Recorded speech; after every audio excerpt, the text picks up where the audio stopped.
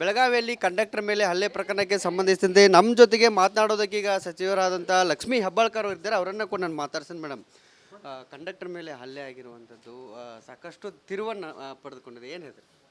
ವಿಶೇಷವಾಗಿ ಇಲ್ಲಿ ನಾವು ಬಹಳಷ್ಟು ಭ್ರಾತೃತ್ವದ ಇದರಿಂದ ಇರ್ತೀವಿ. ಈ ರೀತಿ ಆಗಬಾರ್ದು. ಸರ್ಕಾರಿ ನೌಕರಸ್ಥರ ಮೇಲೆ ಈ ರೀತಿ ಹಲ್ಲೆ ಆಗಬಾರ್ದು. ಅಕ್ಷಮ ಅಪರಾಧ. ಯಾರವರು ನಮ್ಮ ಸೇವೆಯನ್ನು ಮಾಡ್ತಾರೆ. ಒಂದು ದಿನ ಕೂಡ ಅವರು ಸಂಡೇ ಅನ್ನೋದಿಲ್ಲ, ಒಂದು ದಿನ ಕೂಡ ಮಳೆ ಅನ್ನಲ್ಲ, ಚಳಿ ಅನ್ನಲ್ಲ. ಅಂಥವ್ರ ಮೇಲೆ ಈ ರೀತಿ ಹಲ್ಲೆ ಮಾಡಿದ್ದು ಅಕ್ಷಮ ಅಪರಾಧ ಅಂತ ಹೇಳಲಿಕ್ಕೆ ಬಯಸ್ತೇನೆ. ಬೆಳಗಾವಿ ಗಡಿಯಲ್ಲಿ ಪದೇ ಪದೇ ಈ ರೀತಿಯಾದಂಥ ಘಟನೆಗಳಾಗ್ತಿದೆ, ಆದರೆ ಇಲ್ಲಿನ ರಾಜಕಾರಣಿಗಳು ಯಾರು ಮಾತನಾಡೋದಿಲ್ಲ ಅನ್ನೋ ಒಂದು ಆರೋಪ ಇಲ್ಲ. ನೋಡಿ, 50 ವರ್ಷದ ಸುವರ್ಣ ಸಂಭ್ರಮದಲ್ಲಿ ನಾವಿದ್ದೀವಿ. ಈ ರೀತಿ ಘಟನೆಗಳು ಯಾವಾಗ ಆಗ್ತವೆ ಆ ಪ್ರತಿ ಸಲನೂ ಕೂಡ ನಾವು ಮುಂದೆ ನಿಂತು ಮುಂಚೂಣಿಯಲ್ಲಿ ನಿಂತು ಯಾರಿಗೆ ಸೌಹಾರ್ದತೆ ಕೆಡಬಾರ್ದು ಅನ್ನುವಂಥ ನಿಟ್ಟಿನಲ್ಲಿ ನಾವೆಲ್ಲ ಕೆಲಸವನ್ನು ಮಾಡ್ತಾಯಿದ್ದೀವಿ. ಬೇರೆಯವ್ರ ಬಗ್ಗೆ ನಾನು ಮಾತನಾಡೋದಿಲ್ಲ. ಇವತ್ತು ನನ್ನ ಕ್ಷೇತ್ರದಲ್ಲಿ ಸಾಕಷ್ಟು ಅವರು ಮತದಾರ ಇದ್ದಾರೆ ಅಂತ ಹೇಳಿ ಓಲೈಸುವಂಥ ಕೆಲಸ ಮಾಡೋದಿಲ್ಲ. ಪ್ರಾಮಾಣಿಕವಾಗಿ ಅಭಿವೃದ್ಧಿ ಪರವಾದಂಥ ಕೆಲಸವನ್ನು ಮಾಡಿಕೊಂಡು ಇಲ್ಲಿವರೆಗೆ ನಾನು ಬಂದಿದ್ದೀನಿ. ಆದರೆ ಒಂದೇ ಒಂದು ಮಾತನ್ನು ಹೇಳಲಿಕ್ಕೆ ಬಯಸ್ತೇನೆ, ಈ ರೀತಿ ಹಲ್ಲೆ ಆಗಿರೋದನ್ನ ನಾನು ಅತ್ಯಂತ ಕಠಿಣ ಶಬ್ದದಿಂದ ಖಂಡಿಸ್ತೇನೆ. ಮೇಡಮ್, ಅಲ್ಲಿ 90 ಜನ ಇದ್ದರು. 90 ಜನರ ಪೈಕಿ ಪೋಕ್ಸೋ ಕೇಸನ್ನು ಕೂಡ ನೋಡಿ, ನಾನು ಒಂದೇ ಮಾತನ್ನು ಹೇಳ್ತೀನಿ. ಆವತ್ತು ಘಟನೆ ನಡೆದಂಥ ಅರ್ಧ ಗಂಟೆಯಲ್ಲಿ ಕಂಡಕ್ಟರ್ ಒಂದು ಆರೋಗ್ಯವನ್ನು ವಿಚಾರಿಸಿದ್ದೀನಿ. ಅದರ ಜೊತೆಯಲ್ಲಿ ಕಮಿಷನರ್ ಅವ್ರ ಜೊತೆ ನಾನು ಮಾತನಾಡಿದಾಗ ಅವರು ಬೆಂಗಳೂರಿನಲ್ಲಿದ್ದರು. ನಿರಂತರವಾದಂಥ ಸಂಪರ್ಕದಲ್ಲಿದ್ದೀನಿ. DCP ಅವರನ್ನು ಸಿವಿಲ್ ಹಾಸ್ಪಿಟಲ್ಗೆ ನೀವು ಇಮಿಡಿಯೇಟಾಗಿ ಹೋಗಿ ಅಂತ DCP ಅವ್ರನ್ನೂ ಕೂಡ ಸಿವಿಲ್ ಹಾಸ್ಪಿಟಲ್ಗೆ ಕಳಿಸಿದ್ದೀನಿ. ಎಲ್ಲೋ ಏನೋ ರಾತ್ರಿ 11 ಗಂಟೆವರೆಗೂ ನಿರಂತರವಾಗಿ ನಾವು ಸಂಪರ್ಕದಲ್ಲಿದ್ದೀವಿ. 12 ಗಂಟೆಗೆ ಪೋಕ್ಸೋ ಕೇಸನ್ನ ಹಾಕ್ತಾರೆ ಅಂತಂದರೆ ಸ್ಥಳೀಯ CPI ಅವರು ಇದ್ರ ಬಗ್ಗೆ ವಿಫಲ ಆಗಿದ್ದಾರೆ ಅಂತ ಹೇಳಲಿಕ್ಕೆ. ಮೇಡಮ್, ಇದ್ರ ಹಿಂದೆ ರಾಜಕೀಯ ಒತ್ತಡ ಇದೆ ಅನ್ನೋ ಒಂದು ಆರೋಪ ಕೂಡ ಮಾಡ್ತಿರುವಂಥದ್ದು. ಮೇಡಮ್, ಅದ್ರ ಬಗ್ಗೆ ಅಂತೂ ನನಗೆ ಗೊತ್ತಿಲ್ಲ. ಯಾರು ರಾಜಕೀಯ ಒತ್ತಡ ಮಾಡ್ತಾ ಇದ್ದಾರೆ? ಸರ್ಕಾರ ನಂದಿದೆ, ಇಲ್ಲಿಯ ಶಾಸಕಿ ನಾನು, ಮಂತ್ರಿ ನಾನೇ ಯಾರು ತಪ್ಪಿತಸ್ಥರಿದ್ದಾರೆ ಅವ್ರಿಗೆ ಕಠಿಣ ಶಿಕ್ಷೆ ಆಗಲಿ ಅಂತ ಹೇಳುವಂಥ ಸಂದರ್ಭದಲ್ಲಿ DCP ಅವರನ್ನ ಕಂಡಕ್ಟರ್ ಆರೋಗ್ಯ ವಿಚಾರಣೆ ಮಾಡಿ ಅಂತ ಹೇಳಿ ಕಳಿಸಿದಂಥ ಸಂದರ್ಭದಲ್ಲಿ ಇನ್ನು ಯಾರು ರಾಜಕೀಯ ಒತ್ತಡ ಮಾಡ್ತಾ ಇದ್ದಾರೆ ಅದನ್ನು ತಾವು ಆ CPIನ ಹೋಗಿ ಕೇಳಬೇಕು. ಕೊನೆಯದಾಗಿ ಮೇಡಮ್, ತಾವೊಂದು ಕಾರ್ಯಕ್ರಮ ಮಾಡಿದೆ ಪಂತ್ ಬಾಳೆಕುಂದ್ರಿಗೆಯಲ್ಲಿ. ಅಲ್ಲಿ ಅದು ಸಾಕಷ್ಟು ಜನ ನೆಟ್ಟಿಗರು ತಮ್ಮ ವಿರುದ್ಧ ಇದನ್ನು ಮಾಡ್ತಿದ್ದಾರೆ. ನೋಡಿ, ಒಂದು ಮಾತನ್ನ ಹೇಳ್ತೀನಿ. ನಾವು ಸ್ವರಾಜ್ಯದ ಬಗ್ಗೆ ಮಾತನಾಡ್ತೀವಿ. ಮೊದಲು ನಾವು ಭಾರತೀಯರು.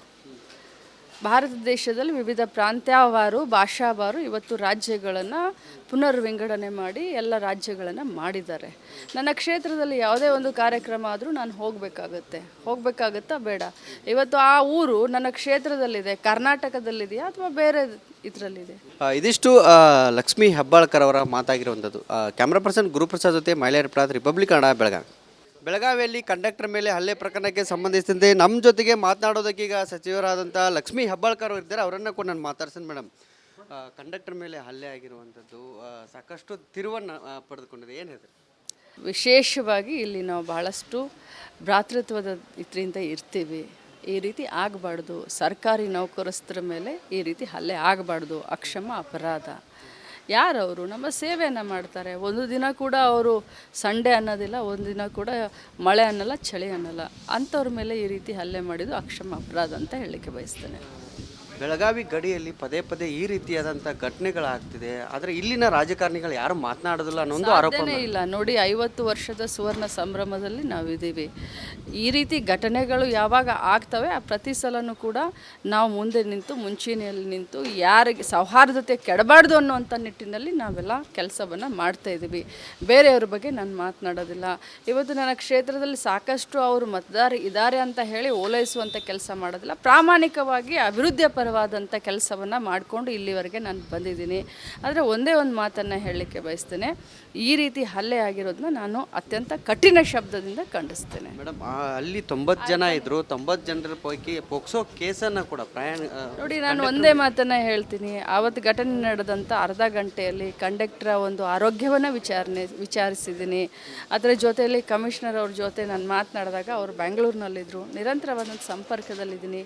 DCP ಅವರನ್ನು ಸಿವಿಲ್ ಹಾಸ್ಪಿಟಲ್ಗೆ ನೀವು ಇಮಿಡಿಯೇಟಾಗಿ ಹೋಗಿ ಅಂತ DCP ಅವ್ರನ್ನೂ ಕೂಡ ಸಿವಿಲ್ ಹಾಸ್ಪಿಟಲ್ಗೆ ಕಳಿಸಿದ್ದೀನಿ. ಎಲ್ಲೋ ಏನೋ ರಾತ್ರಿ 11 ಗಂಟೆವರೆಗೂ ನಿರಂತರವಾಗಿ ನಾವು ಸಂಪರ್ಕದಲ್ಲಿದ್ದೀವಿ. 12 ಗಂಟೆಗೆ ಪೋಕ್ಸೋ ಕೇಸನ್ನ ಹಾಕ್ತಾರೆ ಅಂತಂದರೆ ಸ್ಥಳೀಯ CPI ಅವರು ಇದ್ರ ಬಗ್ಗೆ ವಿಫಲ ಆಗಿದ್ದಾರೆ ಅಂತ ಹೇಳಲಿಕ್ಕೆ ಬೇಡ. ಮೇಡಮ್, ಇದ್ರ ಹಿಂದೆ ರಾಜಕೀಯ ಒತ್ತಡ ಇದೆ ಅನ್ನೋ ಒಂದು ಆರೋಪ ಕೂಡ ಮಾಡ್ತಿರುವಂಥದ್ದು ಮೇಡಮ್. ಅದ್ರ ಬಗ್ಗೆ ಅಂತೂ ನನಗೆ ಗೊತ್ತಿಲ್ಲ. ಯಾರು ರಾಜಕೀಯ ಒತ್ತಡ ಮಾಡ್ತಾ ಇದ್ದಾರೆ? ಸರ್ಕಾರ ನಂದಿದೆ, ಇಲ್ಲಿಯ ಶಾಸಕಿ ನಾನು, ಮಂತ್ರಿ ನಾನೇ ಯಾರು ತಪ್ಪಿತಸ್ಥರಿದ್ದಾರೆ ಅವ್ರಿಗೆ ಕಠಿಣ ಶಿಕ್ಷೆ ಆಗಲಿ ಅಂತ ಹೇಳುವಂಥ ಸಂದರ್ಭದಲ್ಲಿ DCP ಅವ್ರನ್ನ ಕಂಡಕ್ಟರ್ ಆರೋಗ್ಯ ವಿಚಾರಣೆ ಮಾಡಿ ಅಂತ ಹೇಳಿ ಕಳಿಸಿದಂಥ ಸಂದರ್ಭದಲ್ಲಿ ಇನ್ನು ಯಾರು ರಾಜಕೀಯ ಒತ್ತಡ ಮಾಡ್ತಾ ಇದ್ದಾರೆ ಅದನ್ನು ತಾವು ಆ CPIನ ಹೋಗಿ ಕೇಳಬೇಕು. ಕೊನೆಯದಾಗಿ ಮೇಡಮ್, ತಾವೊಂದು ಕಾರ್ಯಕ್ರಮ ಮಾಡಿದೆ ಪಂತ್ ಬಾಳೆಕುಂದ್ರಿಗೆಯಲ್ಲಿ, ಅಲ್ಲಿ ಅದು ಸಾಕಷ್ಟು ಜನ ನೆಟ್ಟಿಗರು ತಮ್ಮ ವಿರುದ್ಧ ಇದನ್ನು ಮಾಡ್ತಿದ್ದಾರೆ. ನೋಡಿ, ಒಂದು ಮಾತನ್ನ ಹೇಳ್ತೀನಿ, ನಾವು ಸ್ವರಾಜ್ಯದ ಬಗ್ಗೆ ಮಾತನಾಡ್ತೀವಿ. ಮೊದಲು ನಾವು ಭಾರತೀಯರು. ಭಾರತ ದೇಶದಲ್ಲಿ ವಿವಿಧ ಪ್ರಾಂತ್ಯವಾರು ಭಾಷಾವಾರು ಇವತ್ತು ರಾಜ್ಯಗಳನ್ನು ಪುನರ್ವಿಂಗಡಣೆ ಮಾಡಿ ಎಲ್ಲ ರಾಜ್ಯಗಳನ್ನು ಮಾಡಿದ್ದಾರೆ. ನನ್ನ ಕ್ಷೇತ್ರದಲ್ಲಿ ಯಾವುದೇ ಒಂದು ಕಾರ್ಯಕ್ರಮ ಆದರೂ ನಾನು ಹೋಗಬೇಕಾಗುತ್ತಾ ಬೇಡ? ಇವತ್ತು ಆ ಊರು ನನ್ನ ಕ್ಷೇತ್ರದಲ್ಲಿದೆ, ಕರ್ನಾಟಕದಲ್ಲಿದೆಯಾ ಅಥವಾ ಬೇರೆ ಇದರಲ್ಲಿದೆ? ಇದಿಷ್ಟು ಲಕ್ಷ್ಮೀ ಹೆಬ್ಬಾಳ್ಕರ್ ಅವರ ಮಾತಾಗಿರುವಂಥದ್ದು. ಕ್ಯಾಮ್ರಾ ಪರ್ಸನ್ ಗುರುಪ್ರಸಾದ್ ಜೊತೆ ಮೈಲಾರಿ ಪ್ರಸಾದ್, ರಿಪಬ್ಲಿಕ್ ಕನ್ನಡ, ಬೆಳಗಾವಿ. ಬೆಳಗಾವಿಯಲ್ಲಿ ಕಂಡಕ್ಟರ್ ಮೇಲೆ ಹಲ್ಲೆ ಪ್ರಕರಣಕ್ಕೆ ಸಂಬಂಧಿಸಿದಂತೆ ನಮ್ಮ ಜೊತೆಗೆ ಮಾತನಾಡೋದಕ್ಕೀಗ ಸಚಿವರಾದಂಥ ಲಕ್ಷ್ಮೀ ಹೆಬ್ಬಾಳ್ಕರ್ ಅವರು ಇದ್ದಾರೆ. ಅವರನ್ನು ಕೂಡ ನಾನು ಮಾತಾಡ್ತೀನಿ. ಮೇಡಮ್, ಕಂಡಕ್ಟರ್ ಮೇಲೆ ಹಲ್ಲೆ ಆಗಿರುವಂಥದ್ದು ಸಾಕಷ್ಟು ತಿರುವನ್ನು ಪಡೆದುಕೊಂಡಿದೆ, ಏನು ಹೇಳ್ತಾರೆ? ವಿಶೇಷವಾಗಿ ಇಲ್ಲಿ ನಾವು ಬಹಳಷ್ಟು ಭ್ರಾತೃತ್ವದ ಇದರಿಂದ ಇರ್ತೀವಿ. ಈ ರೀತಿ ಆಗಬಾರ್ದು. ಸರ್ಕಾರಿ ನೌಕರಸ್ಥರ ಮೇಲೆ ಈ ರೀತಿ ಹಲ್ಲೆ ಆಗಬಾರ್ದು. ಅಕ್ಷಮ ಅಪರಾಧ. ಯಾರವರು ನಮ್ಮ ಸೇವೆಯನ್ನು ಮಾಡ್ತಾರೆ. ಒಂದು ದಿನ ಕೂಡ ಅವರು ಸಂಡೇ ಅನ್ನೋದಿಲ್ಲ, ಒಂದು ದಿನ ಕೂಡ ಮಳೆ ಅನ್ನಲ್ಲ, ಚಳಿ ಅನ್ನಲ್ಲ. ಅಂಥವ್ರ ಮೇಲೆ ಈ ರೀತಿ ಹಲ್ಲೆ ಮಾಡಿದ್ದು ಅಕ್ಷಮ ಅಪರಾಧ ಅಂತ ಹೇಳಲಿಕ್ಕೆ ಬಯಸ್ತೇನೆ. ಬೆಳಗಾವಿ ಗಡಿಯಲ್ಲಿ ಪದೇ ಪದೇ ಈ ರೀತಿಯಾದಂಥ ಘಟನೆಗಳಾಗ್ತಿದೆ, ಆದರೆ ಇಲ್ಲಿನ ರಾಜಕಾರಣಿಗಳು ಯಾರು ಮಾತನಾಡೋದಿಲ್ಲ ಅನ್ನೋ ಒಂದು ಆರೋಪ ಇಲ್ಲ. ನೋಡಿ, 50 ವರ್ಷದ ಸುವರ್ಣ ಸಂಭ್ರಮದಲ್ಲಿ ನಾವಿದ್ದೀವಿ. ಈ ರೀತಿ ಘಟನೆಗಳು ಯಾವಾಗ ಆಗ್ತವೆ ಆ ಪ್ರತಿ ಸಲನೂ ಕೂಡ ನಾವು ಮುಂದೆ ನಿಂತು ಮುಂಚೂಣಿಯಲ್ಲಿ ನಿಂತು ಯಾರಿಗೆ ಸೌಹಾರ್ದತೆ ಕೆಡಬಾರ್ದು ಅನ್ನುವಂಥ ನಿಟ್ಟಿನಲ್ಲಿ ನಾವೆಲ್ಲ ಕೆಲಸವನ್ನು ಮಾಡ್ತಾಯಿದ್ದೀವಿ. ಬೇರೆಯವ್ರ ಬಗ್ಗೆ ನಾನು ಮಾತನಾಡೋದಿಲ್ಲ. ಇವತ್ತು ನನ್ನ ಕ್ಷೇತ್ರದಲ್ಲಿ ಸಾಕಷ್ಟು ಅವರು ಮತದಾರ ಇದ್ದಾರೆ ಅಂತ ಹೇಳಿ ಓಲೈಸುವಂಥ ಕೆಲಸ ಮಾಡೋದಿಲ್ಲ. ಪ್ರಾಮಾಣಿಕವಾಗಿ ಅಭಿವೃದ್ಧಿ ಪರವಾದಂಥ ಕೆಲಸವನ್ನು ಮಾಡಿಕೊಂಡು ಇಲ್ಲಿವರೆಗೆ ನಾನು ಬಂದಿದ್ದೀನಿ. ಆದರೆ ಒಂದೇ ಒಂದು ಮಾತನ್ನು ಹೇಳಲಿಕ್ಕೆ ಬಯಸ್ತೇನೆ, ಈ ರೀತಿ ಹಲ್ಲೆ ಆಗಿರೋದನ್ನ ನಾನು ಅತ್ಯಂತ ಕಠಿಣ ಶಬ್ದದಿಂದ ಖಂಡಿಸ್ತೇನೆ. ಮೇಡಮ್, ಅಲ್ಲಿ 90 ಜನ ಇದ್ದರು. 90 ಜನರ ಪೈಕಿ ಪೋಕ್ಸೋ ಕೇಸನ್ನು ಕೂಡ ನೋಡಿ, ನಾನು ಒಂದೇ ಮಾತನ್ನು ಹೇಳ್ತೀನಿ. ಆವತ್ತು ಘಟನೆ ನಡೆದಂಥ ಅರ್ಧ ಗಂಟೆಯಲ್ಲಿ ಕಂಡಕ್ಟರ್ ಒಂದು ಆರೋಗ್ಯವನ್ನು ವಿಚಾರಿಸಿದ್ದೀನಿ. ಅದರ ಜೊತೆಯಲ್ಲಿ ಕಮಿಷನರ್ ಅವ್ರ ಜೊತೆ ನಾನು ಮಾತನಾಡಿದಾಗ ಅವರು ಬೆಂಗಳೂರಿನಲ್ಲಿದ್ದರು. ನಿರಂತರವಾದಂಥ ಸಂಪರ್ಕದಲ್ಲಿದ್ದೀನಿ. DCP ಅವರನ್ನು ಸಿವಿಲ್ ಹಾಸ್ಪಿಟಲ್ಗೆ ನೀವು ಇಮಿಡಿಯೇಟಾಗಿ ಹೋಗಿ ಅಂತ DCP ಅವ್ರನ್ನೂ ಕೂಡ ಸಿವಿಲ್ ಹಾಸ್ಪಿಟಲ್ಗೆ ಕಳಿಸಿದ್ದೀನಿ. ಎಲ್ಲೋ ಏನೋ ರಾತ್ರಿ 11 ಗಂಟೆವರೆಗೂ ನಿರಂತರವಾಗಿ ನಾವು ಸಂಪರ್ಕದಲ್ಲಿದ್ದೀವಿ. 12 ಗಂಟೆಗೆ ಪೋಕ್ಸೋ ಕೇಸನ್ನ ಹಾಕ್ತಾರೆ ಅಂತಂದರೆ ಸ್ಥಳೀಯ CPI ಅವರು ಇದ್ರ ಬಗ್ಗೆ ವಿಫಲ ಆಗಿದ್ದಾರೆ ಅಂತ ಹೇಳಲಿಕ್ಕೆ ಬೇಡ. ಇದ್ರ ಹಿಂದೆ ರಾಜಕೀಯ ಒತ್ತಡ ಇದೆ ಅನ್ನೋ ಒಂದು ಆರೋಪ ಕೂಡ ಮಾಡ್ತಿರುವಂಥದ್ದು ಮೇಡಮ್. ಅದ್ರ ಬಗ್ಗೆ ಅಂತೂ ನನಗೆ ಗೊತ್ತಿಲ್ಲ.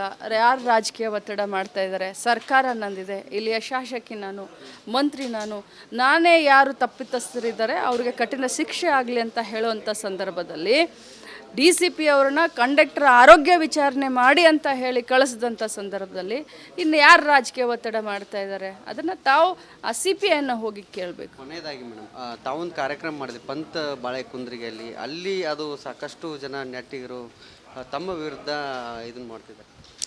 ನೋಡಿ, ಒಂದು ಮಾತನ್ನ ಹೇಳ್ತೀನಿ, ನಾವು ಸ್ವರಾಜ್ಯದ ಬಗ್ಗೆ ಮಾತನಾಡ್ತೀವಿ. ಮೊದಲು ನಾವು ಭಾರತೀಯರು. ಭಾರತ ದೇಶದಲ್ಲಿ ವಿವಿಧ ಪ್ರಾಂತ್ಯವಾರು ಭಾಷಾವಾರು ಇವತ್ತು ರಾಜ್ಯಗಳನ್ನು ಪುನರ್ವಿಂಗಡಣೆ ಮಾಡಿ ಎಲ್ಲ ರಾಜ್ಯಗಳನ್ನು ಮಾಡಿದ್ದಾರೆ. ನನ್ನ ಕ್ಷೇತ್ರದಲ್ಲಿ ಯಾವುದೇ ಒಂದು ಕಾರ್ಯಕ್ರಮ ಆದರೂ ನಾನು ಹೋಗಬೇಕಾಗುತ್ತಾ ಬೇಡ? ಇವತ್ತು ಆ ಊರು ನನ್ನ ಕ್ಷೇತ್ರದಲ್ಲಿದೆ, ಕರ್ನಾಟಕದಲ್ಲಿದೆಯಾ ಅಥವಾ ಬೇರೆ ಇದರಲ್ಲಿದೆ? ಇದಿಷ್ಟು ಲಕ್ಷ್ಮೀ ಹೆಬ್ಬಾಳ್ಕರ್ ಅವರ ಮಾತಾಗಿರುವಂಥದ್ದು. ಕ್ಯಾಮ್ರಾ ಪರ್ಸನ್ ಗುರುಪ್ರಸಾದ್ ಜೊತೆ ಮೈಲಾರಿ ಪ್ರಸಾದ್, ರಿಪಬ್ಲಿಕ್ ಕನ್ನಡ, ಬೆಳಗಾವಿ.